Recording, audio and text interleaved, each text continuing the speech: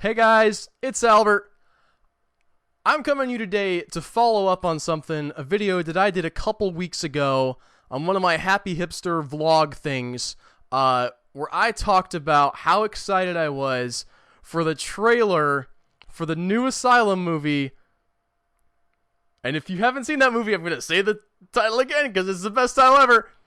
Sharknado, Heart of Sharkness. Yes. Best title ever. And I finally got to see the movie this week. Just yesterday, as a matter of fact. I was like, I missed out when it first came out. I was like 5 days late seeing it, so I apologize. But I just saw it, and this is what I thought of it. It's pretty good. It's weird that it's an Asylum movie because it feels like, really the trailer does a great job of giving you a snapshot of what the movie is going to be like. It takes itself more and less seriously than you expect at the same time. That seems like a weird thing to say, but it's very much about this director who is named David Moore, and he has a vision for the original Sharknado, the one that no one ever saw, because this guy's crazy and he can't make a movie.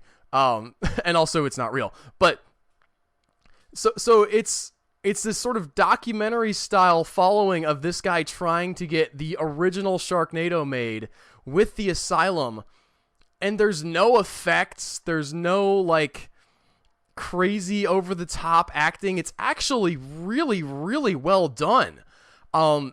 There are some amazing moments of comedy in this movie where you're just sitting back like, first of all, I can't believe they just said that. There's a couple of those moments where you're just shocked that they actually came out and said the words that they said because they go way over the line.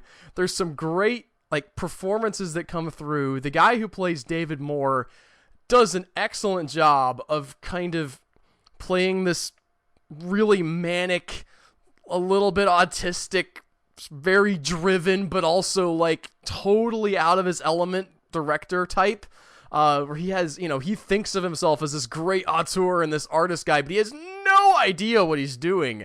And they sort of hand wave why he's allowed to stay on the project by saying like, yeah, well, he's a partner in the Asylum at the time, so we had to let him stay on. And there's these great sort of little in-jokes, which I don't even know if I got them all, but the one I really picked up on was the lady that they chose to play Tara Reid's character looks a little bit Tara Reid, but like older looking. It really felt like that they were sort of making the joke that the Mystery Science Theater 3000 guys made about like, man, she's had a lot of cosmetic surgery, hasn't she? Although that lady was hilarious in this. Like, she had this crazy southern accent where she's all like, and at one point she gets her leg chopped off. She's like, I got my leg chopped off for this movie, and the producers have said that I'm gonna get top billing in the movie, so all y'all be quiet, and we're gonna make the... She's hilarious.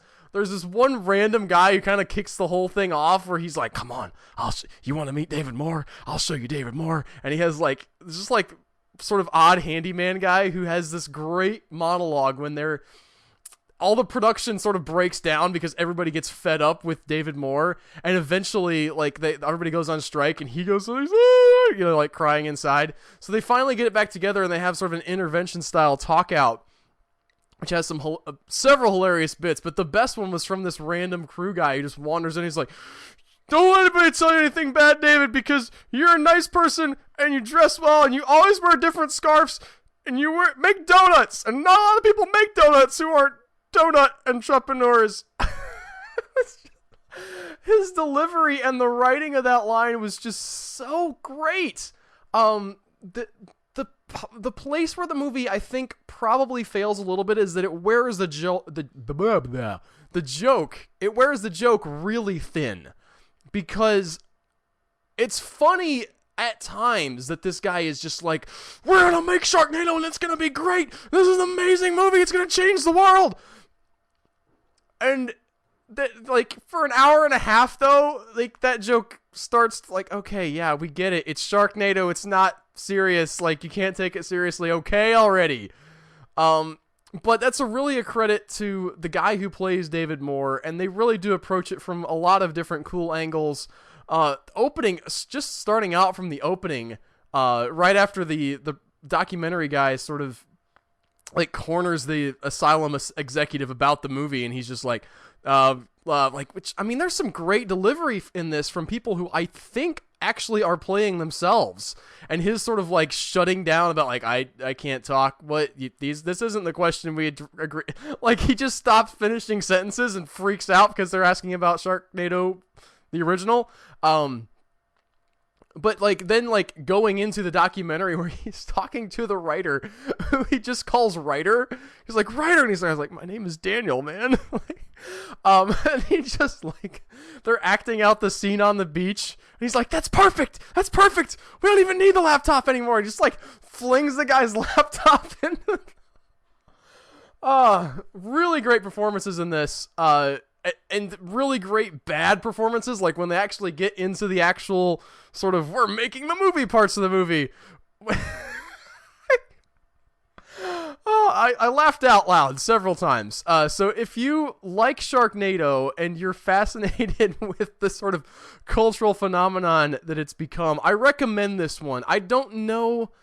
I kind of want to watch it again. It's weird to say this, but I want to watch like a making of this fake making of, because I really want to know like whose idea was this. It looks like they shot this for about $5, and that's usually an exaggeration, but I mean everything. There's like a scene on the beach and like a scene like where he's outside the Asylum studios, and then everything else is inside the studios. Like they actually shot this at the Asylum studios. There's almost nothing outside, so you can tell that they weren't like, they're just like, all right, this is a crazy idea, we'll try it. If it doesn't work, we haven't really invested a lot into it. But it actually comes off, it was really, really fun. The Asylum, people get upset about this, but they don't take themselves seriously, and that's one of the reasons that I like them. And this is just more evidence of that. More of them just poking fun at themselves, be like, yes, we know, it's not a great movie, guys, but we had fun making it, so if you wanted to be serious, here's what the serious version of Sharknado would have been.